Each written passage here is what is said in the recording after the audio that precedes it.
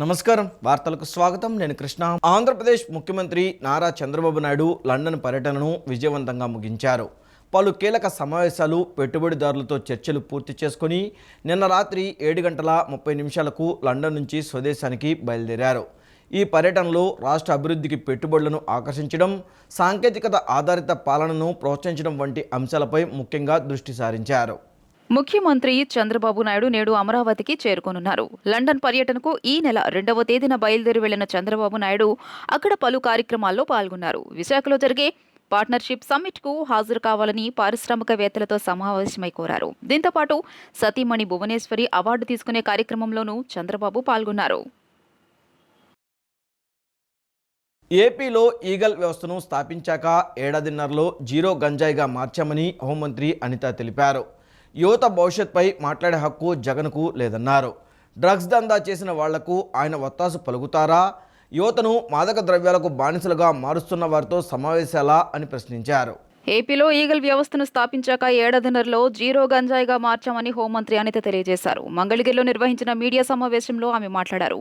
Drugs వద్దు bro అనే నినాదాన్ని స్కూల్ స్థాయిలోకి తీసుకెళ్తున్నట్లు చెప్పారు. గతంలో గంజాయికి బానిసగా మారిన పిల్లలను చూసి తల్లిదండ్రులు తల్లడిల్లిపోయారన్నారు. యువత భవిష్యత్తుకు భరోసా కల్పించాలని ఈగల్ వ్యవస్థను తీసుకొచ్చినట్లు వివరించారు. డ్రగ్స్ వల్ల వచ్చే అనర్థాలు, కేసుల్లో ఇరుక్కుంటే వచ్చే నష్టాలేంటో అవగాహన కల్పిస్తున్నామని అన్నారు. యువత భవిష్యత్తుపై మాట్లాడే హక్కు జగన్కు లేదన్నారు. డ్రగ్స్ దందా చేసిన వాళ్లకు ఆయన వత్తాసు పలుకుతున్నారా? యువతను మాదక ద్రవ్యాలకు బానిసలుగా మారుస్తున్న వారితో సమావేశాలా అని ప్రశ్నించారు. 2019-24 మధ్య దేశంలో గంజాయి ఎక్కడ దొరికినా దాని మూలాలు ఏపీలో ఉన్నాయని చెప్పుకునే పరిస్థితి అని అన్నారు. అన్నపూర్ణ ఆంధ్రప్రదేశ్ ఉన్న రాష్ట్రాన్ని గంజాయి ఆంధ్రప్రదేశ్గా మార్చిన ఘనత జగన్దే అని విమర్శించారు. స్కూల్ పిల్లల బ్యాగుల్లోకి కూడా దాన్ని చేర్చిన ఘనత ఆయనదేనన్నారు. డ్రగ్స్ గంజాయిపై వైసీపీ హయాంలో ఒక్క సమీక్ష ఆయన చేశారా? కానీ సీఎం చంద్రబాబు దీని నిర్మూలనకు 6 మంత్రులతో ఒక సబ్ కమిటీని ఏర్పాటు చేశారని పేర్కొన్నారు. నేటి యువతే రేపటి భవిష్యత్తు అని నమ్మిన సిద్ధాంతాన్ని నమ్మిన వ్యక్తిగా గౌరవ ముఖ్యమంత్రి గారు నారా చంద్రబాబు నాయుడు గారు, అదేవిధంగా నారా చంద్రబాబు నాయుడు గారు ముఖ్యమంత్రి గారు అడుగుజాడల్లో ఈరోజు ముందుకెళ్తూ యువత భవిష్యత్తు మీద ప్రత్యేకమైన దృష్టి పెట్టి యువతకి భరోసా కల్పించాలి, యువతకి భరోసా కల్పిస్తేనే రేపు భవిష్యత్తు ఉంది అని నమ్మిన వ్యక్తిగా గౌరవ విద్యాశాఖ మంత్రి నారా లోకేష్ గారు ఎన్డీఏ కూటమిలో పనిచేస్తున్న తీరు మనందరికీ కూడా తెలుసు.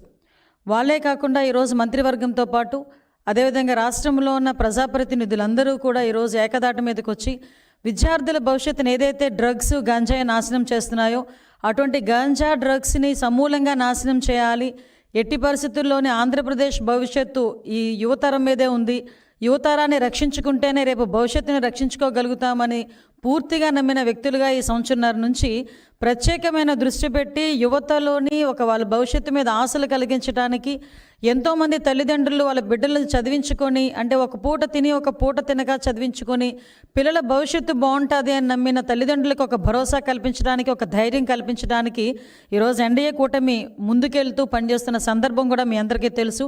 దానిలోంచి పుట్టుకొచ్చిందే ఈగల్ వ్యవస్థ.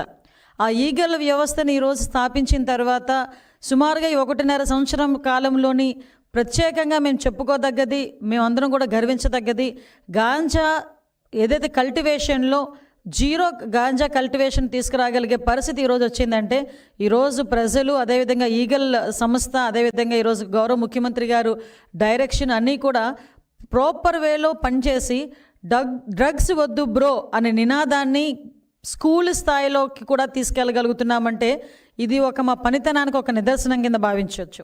అల్లూరి సీతారామరాజు జిల్లా అనంతగిరి మండలం రోంపల్లి గ్రామ పంచాయతీ పరిధిలోని గూడెం గ్రామంలో విద్యుత్ బల్బ్ వెలుగు వారిలో కొత్త ఆనందాన్ని ఇచ్చింది. తొలిసారిగా విద్యుత్ వెలుగు చూసిన జనం సంతోషంతో సంబరాలు చేసుకుంటున్నారు. ఉప ముఖ్యమంత్రి పవన్ కళ్యాణ్ తీసుకున్న చొరవ కారణంగా అతి తక్కువ కాలంలోనే ఇది సాధ్యమైంది. ఇప్పుడు ఆ పల్లెలో 17 కుటుంబాలలో చీకటి తొలగిపోయింది. స్వాతంత్రం వచ్చి 78 ఏళ్లు గడిచినా విద్యుత్ వెలుగులు ఎలా ఉంటాయో చూడని మండలంలోని రొంపల్లి పంచాయతీ మారుమూలగూడెం గ్రామస్తులు మంగళవారం రాత్రి ఇళ్లలో విద్యుత్ కాంతులను తొలిసారి చూశారు. ఈ గ్రామంలో 18 గిరిజన కుటుంబాలు నివాసం ఉంటున్నాయి. ఇప్పటి వరకు కాగడాల వెలుతురులోని వీరు జీవనం సాగిస్తున్నారు.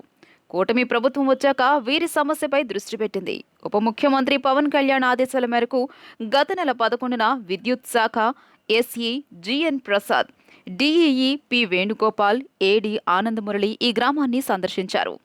80 లక్షల రూపాయల వ్యయంతో 9 కిలోమీటర్ల పొడవున 217 విద్యుత్ స్తంభాలు ఏర్పాటు చేసి ఈ గ్రామంలోని ప్రతి ఇంటికి విద్యుత్ కనెక్షన్ ఇచ్చారు.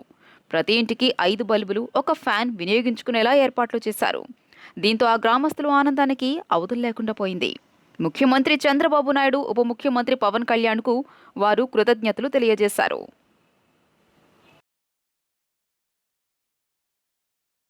చీకట్లో ఉన్నాం సార్. ఈ ప్రభుత్వం వచ్చాక మాకు కరెంట్ అందిస్తుంది సార్. డిప్యూటీ సీఎం గారికి, పవన్ కళ్యాణ్ గారికి మా ధన్యవాదాలు సార్.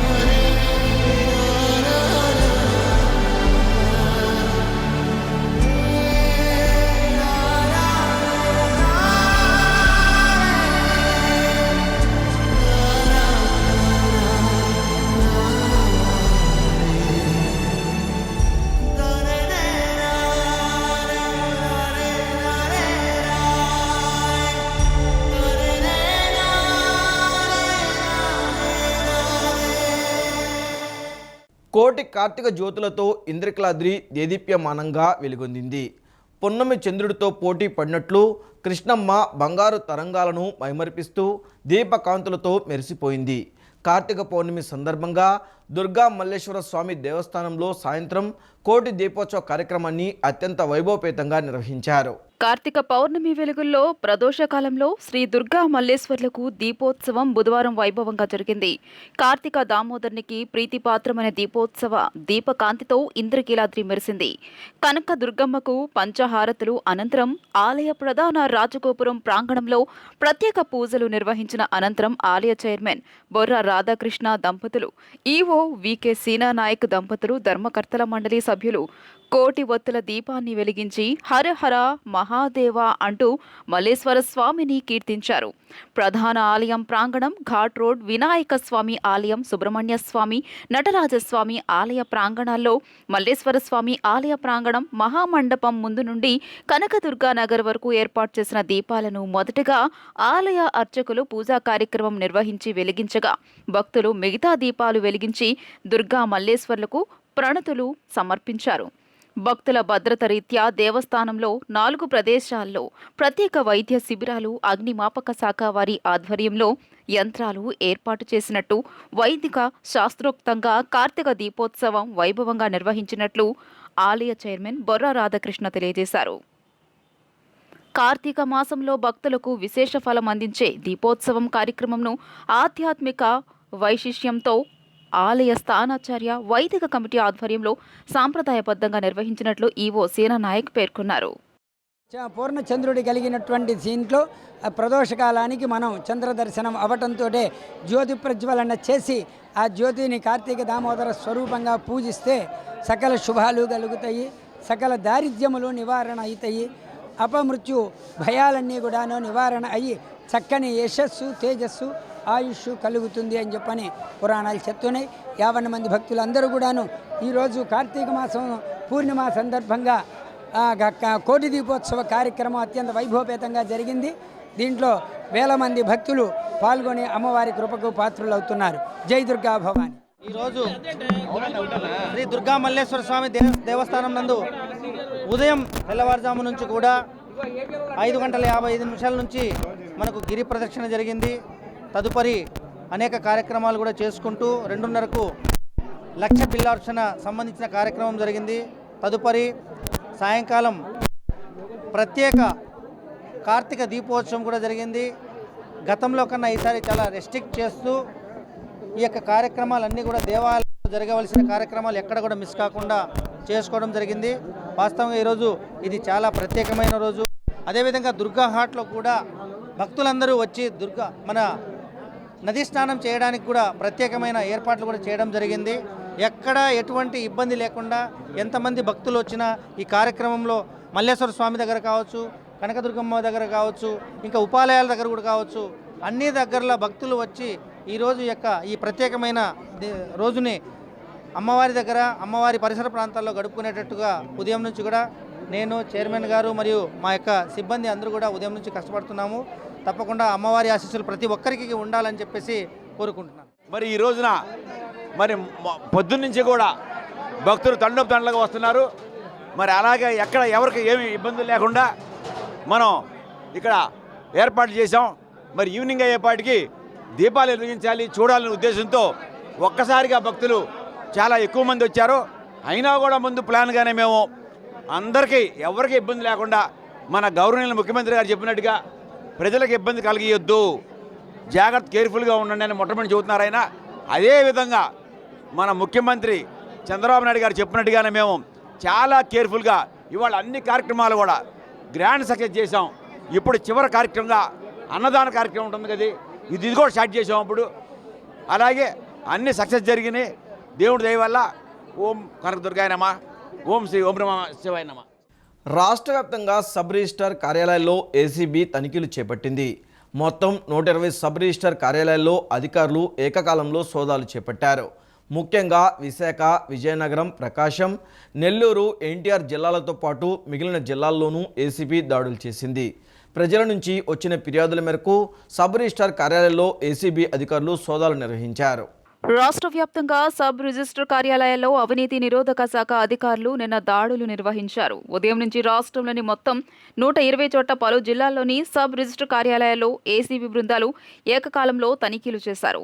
విశాఖ, విజయనగరం, సత్యసాయి, నంద్యాల సహా అనేక జిల్లాల్లో ఏసీబీ అధికారులు విస్తృత సోదాలు నిర్వహించారు. అవినీతి ఆరోపణల నేపథ్యంలోనే అప్రమత్తమైన రాష్ట్ర ప్రభుత్వం ఈ చర్యలకు ఉపక్రమించినట్లు తెలుస్తోంది.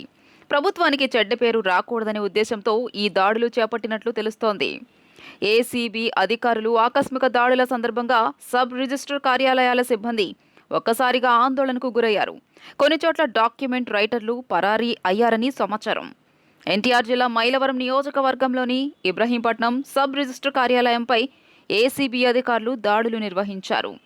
అవినీతి ఆరోపణలు రావడంతో అధికారులు మెరుపు దాడులు చేశారని తెలుస్తోంది. బయట వ్యక్తులను అనుమతించకుండా కార్యాలయం గేట్లు మూసేశారు. ఉదయం నుంచి అధికారుల తనిఖీలు కొనసాగుతున్నాయి. సిబ్బంది కంప్యూటర్లు, ల్యాప్టాప్లలో ముఖ్యమైన ఫైళ్లను పరిశీలించి సిబ్బంది నుంచి వాటి వివరాలు అధికారులు ఆరా తీసినట్లు సమాచారం. అలాగే ఇప్పటికే కొన్ని ఫైళ్లను కూడా ఏసీబీ అధికారులు స్వాధీనం చేసుకున్నట్లు తెలుస్తోంది. సాధారణ తనిఖీల్లో భాగంగానే సబ్ రిజిస్టర్ కార్యాలయానికి విచ్చేసినట్లు ఏసీబీ అధికారులు తెలియజేశారు. తమ పరిధిలోని సబ్ రిజిస్టర్ కార్యాలయాలను తనిఖీ చేస్తున్నామని ఏసీబీ అధికారులు వివరించారు. నుంచి ఆఫీస్ నుంచి వచ్చాం. మా డిఎస్పీ నేను, మా స్టాఫ్, మా ఇన్స్పెక్టర్ నాగరాజు గారు, ఇన్స్పెక్టర్ సత్యనారాయణ గారు మరియు స్టాఫ్ అందరూ కూడా సర్ప్రైజ్ చెక్ చేయడానికి వచ్చాం. అక్కడికి మన ఇబ్రహీంపట్నం పై అధికారులు డీజీ అతుల్ సింగ్ గారి యొక్క ఉత్తర్వుల ప్రకారం, అలాగే డైరెక్టర్ మేడం జయలక్ష్మి గారి ప్రకారం చెప్పిన వారి పర్యవేక్షణలో జాయింట్ డైరెక్టర్ మా సుప్రజ గారి మేడం గారి ప్రకారం ఈ రోజుని ఇక్కడ ఇబ్రహీంపట్నం ఎస్ఆర్ఓ ఆఫీస్ రావడం జరిగింది. సర్ప్రైజ్ చెక్ పని ఏమైనా రికార్డు ఎక్కడ లోటుబాట్లు ఉన్నాయా, ఏమైనా అవధి జరుగుతుందా మేము కూలంకషంగా విచారిస్తున్నాం. దాని రికార్డు పరిశీలిస్తున్నాం. ఏమైనా అనాధికారంగా ఏమైనా పనిచేస్తే వారు కూడా నోటిఫై చేసి అన్నీ కూడా మేము చేస్తాం జరుగుతుంది. ఇంకా ప్రయత్నం జరుగుతుంది. ఇప్పుడు మొత్తాన్ని చూసి ఒక లైన్లో పడతా ఒక ప్రకారం చేస్తాం. కాబట్టి కొద్దిగా టైం పడుతుంది. ఏం జరిగింది, ఎంత ఉందని చెప్పడానికి టేక్ టైం కొద్దిగా. ముఖ్యమంత్రి చంద్రబాబు సతీమణి నారా భువనేశ్వరిపై వైసీపీ నేత నల్లపురెడ్డి ప్రసన్నకుమార్ రెడ్డి చేసిన వ్యాఖ్యలపై సర్వేపల్లి ఎమ్మెల్యే సోమిరెడ్డి చంద్రమోహన్ రెడ్డి తీవ్రంగా స్పందించారు. భువనేశ్వరమ్మపై ప్రసన్నకు ఉన్న ఈర్ష్య అర్థం కావడం లేదని, ప్రజాసేవతో పాటు వ్యాపార రంగంలోనూ ఆమె అంతర్జాతీయ స్థాయిలో గుర్తింపు పొందారని ఆయన అన్నారు. ప్రసన్నకుమార్ రెడ్డి రాజకీయాల్లో కాళ్లు పట్టుకునే చరిత్ర కలిగిన వ్యక్తిని, గతంలో ఎన్టీఆర్, చంద్రబాబు, వైఎస్ఆర్, జగన్ రెడ్డి కాళ్లు పట్టుకున్నాడని సోమిరెడ్డి విమర్శించారు. ఆరోగ్యశ్రీ బకాయిలపై వైసీపీ నేతలు మాట్లాడడం సిగ్గుచేటని ఆయన పేర్కొన్నారు. ఆయన కోవూరు మాజీ ఎమ్మెల్యే, గ్రేట్ లీడర్, ఆయన పెద్ద గొప్ప లీడర్ ప్రసన్నకుమార్ రెడ్డి. ఎంతమంది కాళ్ళు పట్టుకున్నాడో అందరికీ తెలుసు. ఎన్టీఆర్ కాళ్ళు పట్టుకున్నావు, చంద్రబాబు నాయుడు కాళ్ళు పట్టుకున్నావు, రాజశేఖర రెడ్డి కాళ్ళు పట్టుకున్నావు, జగన్మోహన్ రెడ్డి కాళ్ళు పట్టుకున్నావు. నీకు అలవాటే. అక్కడ ఉంటే వీళ్ళని తిట్టేది, ఇక్కడ ఉంటే వాళ్ళని తిట్టేది. ఇదేం కొత్త కాదు. లక్ష్మీ పార్వతి నీకు దేవత. భువనేశ్వరమ్మ అంటే నీకు ఈర్ష్య, ఆమెకు వచ్చే మంచి పేరు. ఆమె హెరిటేజ్ సంస్థ చైర్మన్. ఆమె ఇప్పుడు హెరిటేజ్కి గోల్డెన్ పీకాక్ అవార్డు వచ్చింది. దేశంలో అత్యుత్తమ డైరీగా కొత్త ఉత్పత్తులు చేస్తుందని చెప్పేసి, కొత్త ఉత్పత్తుల ఆవిష్కరణ అని చెప్పేసి వచ్చింది. నిన్న ఆమెకి ఎన్టీఆర్ ట్రస్ట్ మేనేజింగ్ ట్రస్ట్ హోదాలో ఆమె డిస్టింగ్విష్డ్ ఫెలోషిప్ వచ్చింది. ఇది ఇన్స్టిట్యూట్ ఆఫ్ డైరెక్టర్స్ సంస్థ ఆమెకి డిస్టింగ్విష్డ్ ఫెలోషిప్ అవార్డు ఇచ్చింది లండన్లో భువనేశ్వరమ్మకి. ఆమె దాదాపు ఈ డ్యామ్, అన్నమయ్య డ్యామ్ తెగిపోయినప్పుడు 50 మంది ప్రాణాలు కోల్పోతే ఆ తర్వాత వాళ్ళ కుటుంబ సభ్యులకు ఓదార్చి తలా 1 లక్ష రూపాయలు ఇచ్చింది అపోజిషన్లో, కడప జిల్లాలో. ఏం చేస్తున్నాడు మీ జగన్మోహన్ రెడ్డి? నువ్వు ఏం చేస్తున్నావు? రూపాయి ఇచ్చారా మీరా? న్యూయార్క్ నగర మేయర్గా జోహ్రాన్ మహమ్మద్ని గెలుపు అమెరికా గడ్డపై ఒక ప్రత్యామ్నాయ గళాన్ని వినిపించేందుకు పెద్ద సాధనంగా మారుతుందని సిపిఎం రాష్ట్ర కార్యదర్శి వి శ్రీనివాసరావు అన్నారు. న్యూయార్క్ యువతలో వచ్చిన మార్పు ప్రపంచ గమనం ఎలా ఉంటుందో తెలియజేస్తుందని పేర్కొన్నారు. రాష్ట్రంలో ఉన్న యువత కూడా ప్రత్యామ్నాయ విధానాల వైపు ఆలోచించాలని శ్రీనివాసరావు కోరారు. న్యూయార్క్ నగర మేయర్గా జోహ్రాన్ మమ్దానీ గెలుపు అమెరికా గడ్డపై ఒక ప్రత్యామ్నాయ గళాన్ని వినిపించేందుకు పెద్ద సాధనంగా మారుతుందని సిపిఎం రాష్ట్ర కార్యదర్శి వి శ్రీనివాసరావు అన్నారు. మమ్దానీ గెలుపు నేపథ్యంలో బుధవారం సాయంత్రం విజయవాడలో సిపిఎం నగర కమిటీ ఆధ్వర్యాన అభినందన కార్యక్రమం నిర్వహించారు. లెనిన్ సెంటర్లో జరిగిన ఈ కార్యక్రమంలో స్వీట్లు పంచారు. ఈ సందర్భంగా శ్రీనివాసరావు మాట్లాడుతూ మమ్దానీ గెలుపు ప్రపంచంలో అభ్యుదయ ప్రగతిశీల శక్తులకు నైతిక బలమిస్తుందని తెలియజేశారు. ఆయన గెలవకుండా రిపబ్లికన్ పార్టీ, ట్రంప్ సర్వశక్తులు ఒడ్డరని, గెలిపిస్తే నిధులు కూడా ఇవ్వబోనని హెచ్చరించారని, అయినా న్యూయార్క్ ప్రజలు గెలిపించారని తెలియజేశారు. అమెరికాలో దరిద్రం పెరిగిందని, ప్రజల ఇబ్బందులు ఎక్కువయ్యాయని వివరించారు.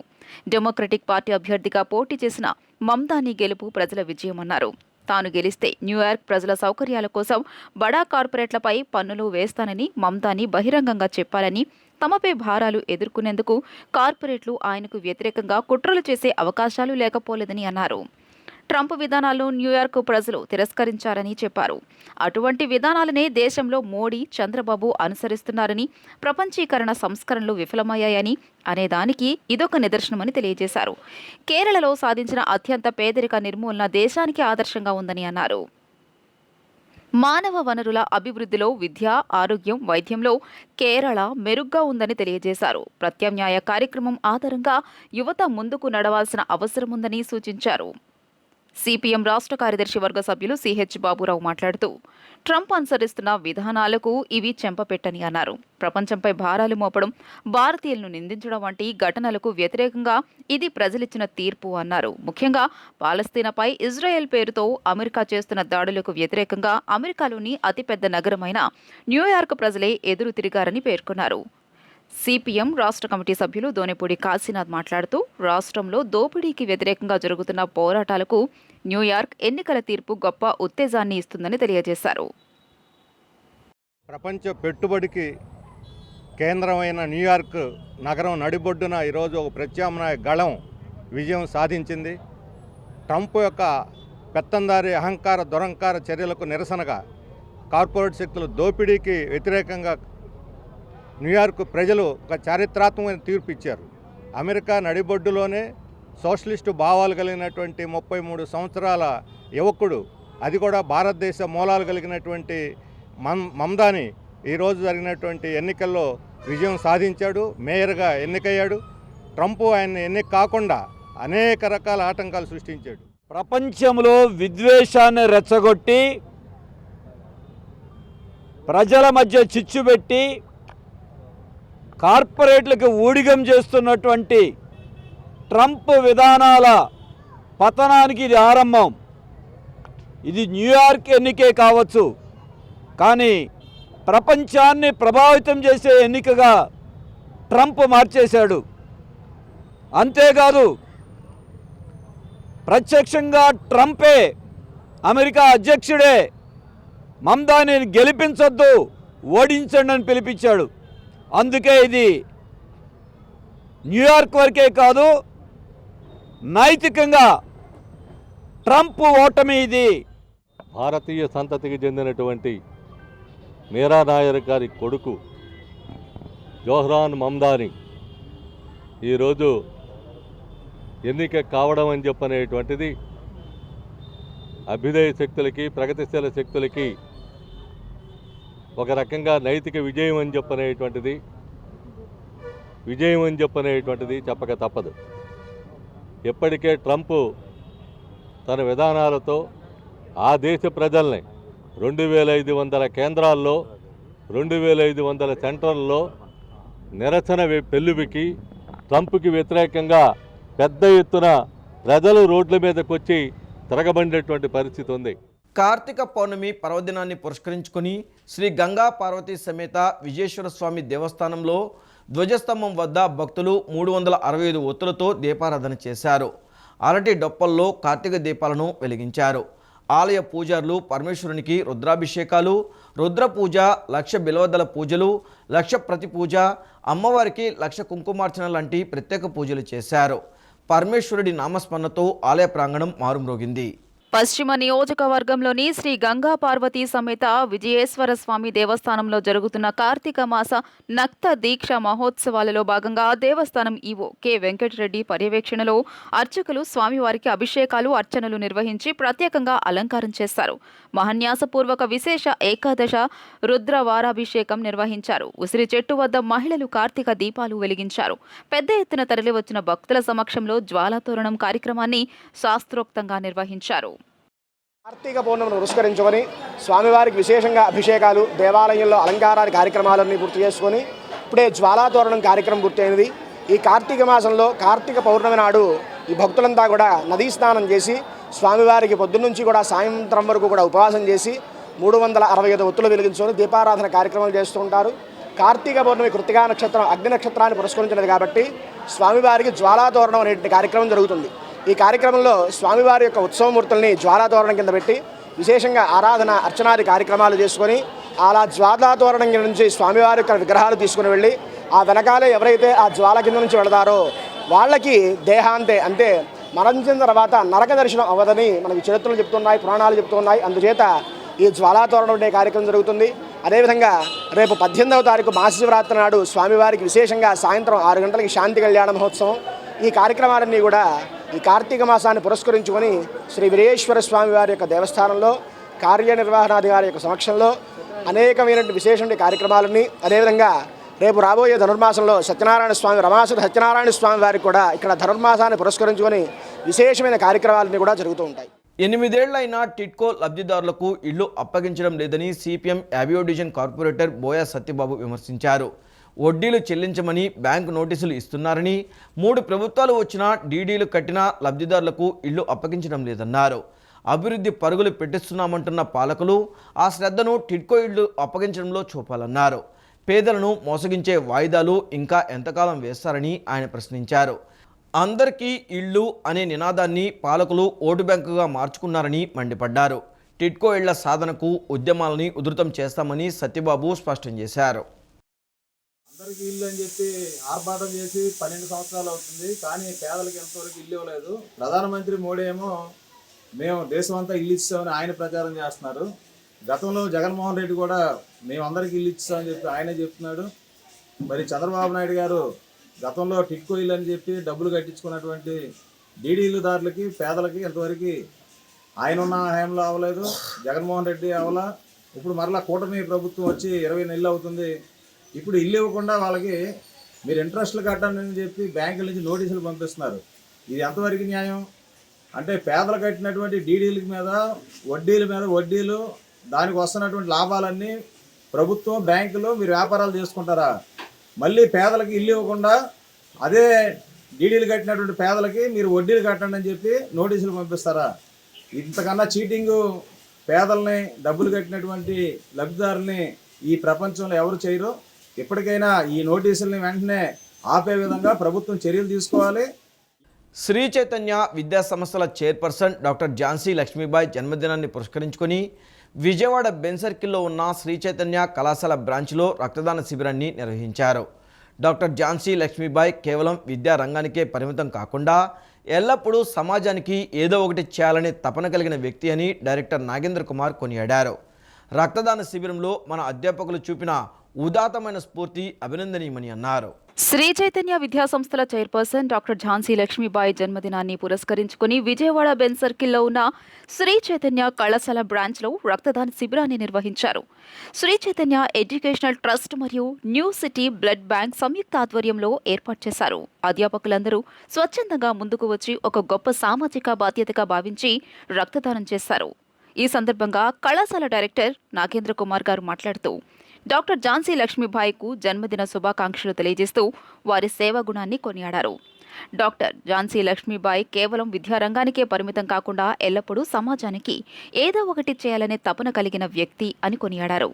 ఆమె జన్మదినాన్ని కేవలం కేక్ కటింగ్ వంటి వేడుకలకే పరిమితం చేయకుండా ప్రాణదాతలైన రక్తాన్ని దానం చేయడం ద్వారా జరుపుకోవడం ఆమెకు మనమిచ్చే అత్యంత గౌరవప్రదమైన కానుకగా భావిస్తున్నామన్నారు. ఈ రక్తదానం ఎందరో అవసరమైన వారికి ప్రాణాలను నిలబెట్టడానికి ఉపయోగపడుతుందని చెప్పారు. ముఖ్యంగా ఈ రక్తదాన శిబిరంలో మన అధ్యాపకులు చూపిన ఉదాత్తమైన స్ఫూర్తి అభినందనీయమని అన్నారు. విద్యార్థులకు ఆదర్శంగా నిలవాల్సిన గురువులు ఈ విధంగా సామాజిక బాధ్యతను నిర్వర్తించడం మన సంస్థకు గర్వకారణమని ఆయన పేర్కొన్నారు. ఈ కార్యక్రమంలో ఈజీఎం మురళీకృష్ణ, ఏసీఎం కృష్ణారెడ్డి, హరిబాబు, కోటేశ్వరరావు, లక్ష్మీ శ్రీనివాస్, రవీంద్ర, అధ్యాపక బృందం తదితరులు పాల్గొన్నారు. ఝాన్సీ లక్ష్మీబాయి గారి పుట్టినరోజు సందర్భంగా అధ్యాపకులు, అధ్యాపకుల సిబ్బంది మొత్తం కూడా స్వచ్ఛందంగా వచ్చి రక్తదానం, వాళ్ళ రక్తం ఎంత అవసరమో అందరికీ తెలుసు. అలాంటి కార్యక్రమాన్ని మా అధ్యాపకులు, మా అధ్యాపకుల సిబ్బంది మొత్తం ఎంటైర్ శ్రీ చైతన్య ఇండియాలో ఇవాళ ఒక గొప్ప దినంగా జరుపుకుంటాం. అందరూ కూడా వచ్చి స్వచ్ఛందంగా బ్లడ్ దానం డొనేషన్ చేస్తూ ఉంటారు. ప్రేమతో, ఆప్యాయతతో, అంకిత భావంతో వీళ్ళందరూ వచ్చినందుకు వీళ్ళందరికీ కూడా పేరు పేరున ధన్యవాదాలు తెలియజేస్తూ, ఝాన్సీ లక్ష్మి మేడం గారు మాత 100 సంవత్సరాలు పూర్తి చేసి ఈ ఆర్గనైజేషన్ని శక్తితోనూ, ముక్తితోనూ, అలాగే సేవతోనూ ముందుకు తీసుకెళ్లాలని ఆ భగవంతుని ప్రార్థిస్తూ ఉన్నాం. ఈ వార్తలు ఇంతటితో సమాప్తం. నమస్కారం.